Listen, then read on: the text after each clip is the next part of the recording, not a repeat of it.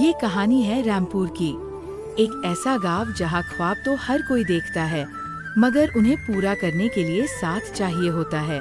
और ये साथ मिला राजू और फहीम को, दो ऐसे लड़के जो एक दूसरे के बिना अधूरे थे।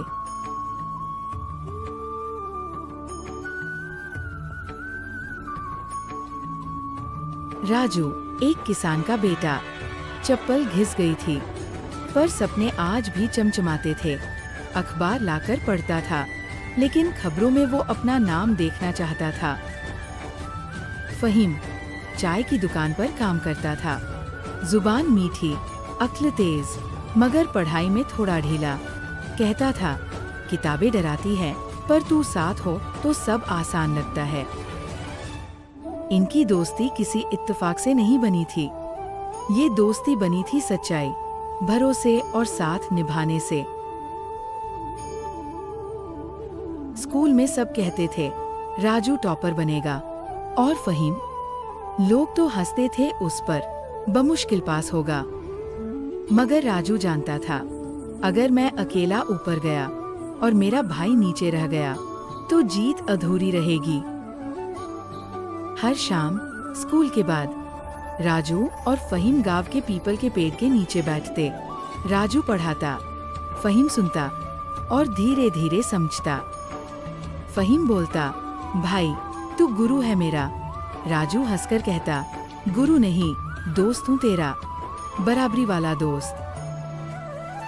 एक दिन राजू के पिताजी खेत में काम करते हुए गिर पड़े। डॉक्टर ने कहा, इलाज शहर में होगा और खर्चा ज्यादा होगा। राजू की माँ की आंखें भीगी थी और घर में चूल्हा ठंडा पड़ चुका था।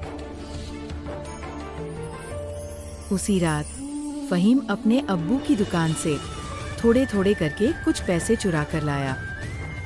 राजू को थमाते हुए बस इतना कहा, भाई मैं तुझसे मोहब्बत करता हूँ।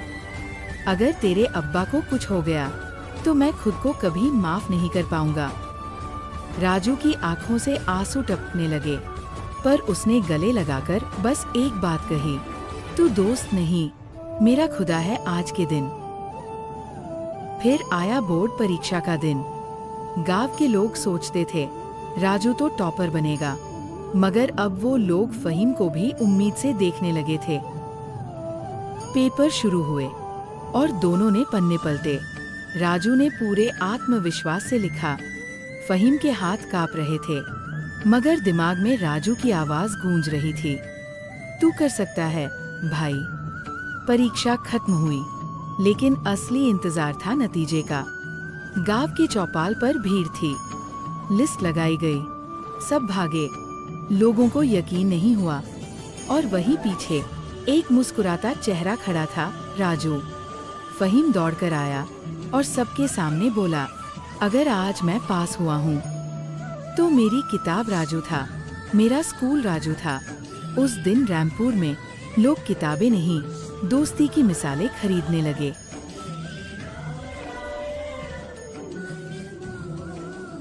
परीक्षा पास हो चुकी थी। अब अगला सपना था शहर जाकर पढ़ाई करना। राजू के लिए इंजीनियरिंग और फहीम के लिए अकाउंटिंग। लेकिन गांव से शहर जाना आसान नहीं होता। पैसे, रहने की जगह, भीड़, डर, सब एक साथ सामने खड़े थे।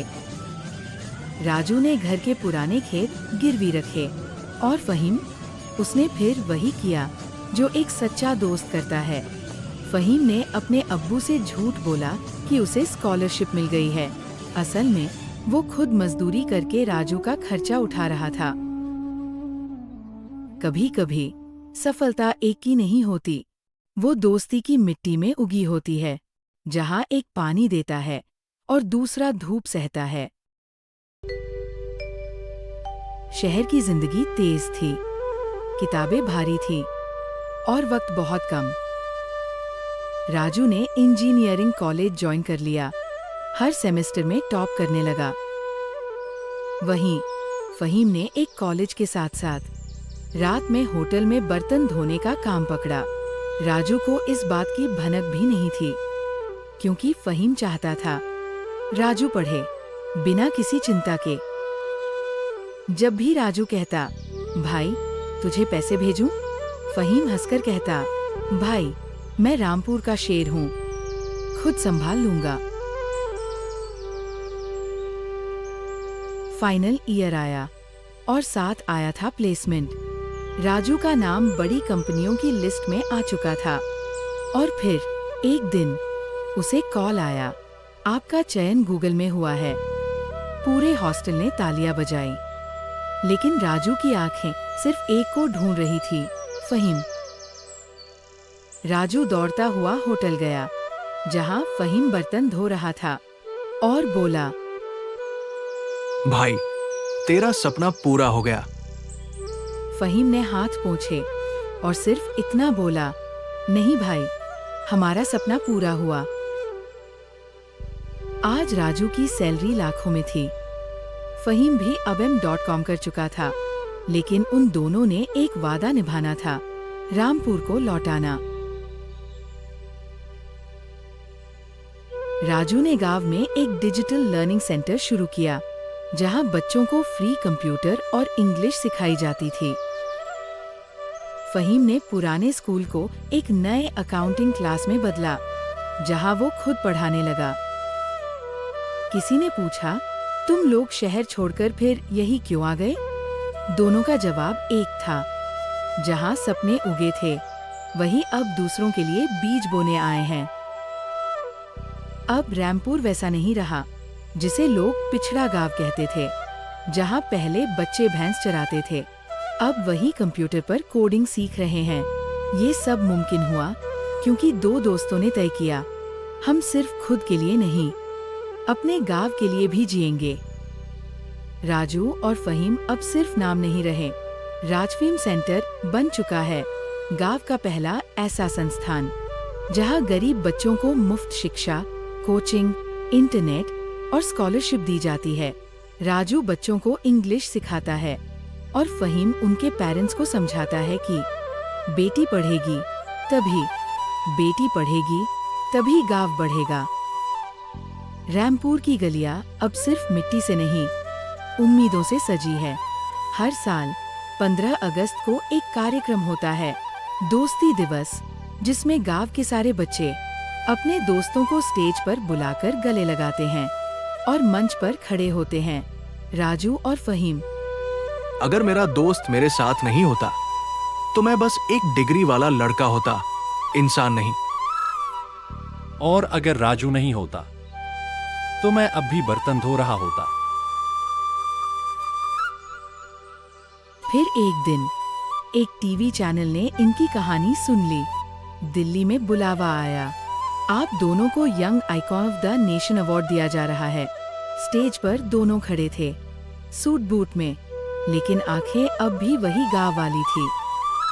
राजू ने माइक उठाया और कहा, ये अवार्ड मेरा नहीं, उस दोस्त का है जिसने मुझ में यकीन किया जब खुद मुझे नहीं था।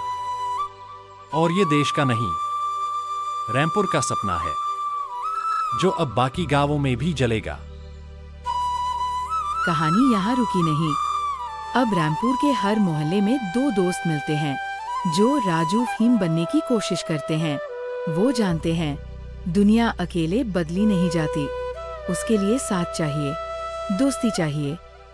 कहानी तो बस एक बहाना थी, असल मकसद था याद दिलाना कि दुनिया में पैसा, डिग्री, शोहरत सब अधूरे हैं जब तक साथ में एक सच्चा दोस्त ना हो।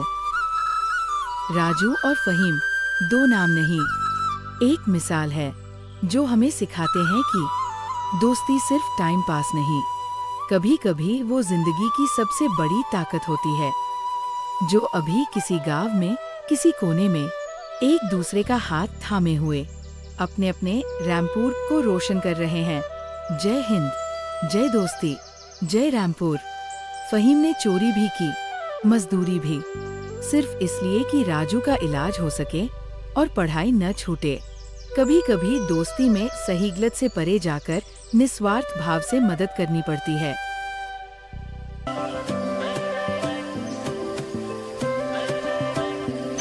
अगर आपको हमारी ये कहानी पसंद आई हो तो इसे लाइक जरूर करें।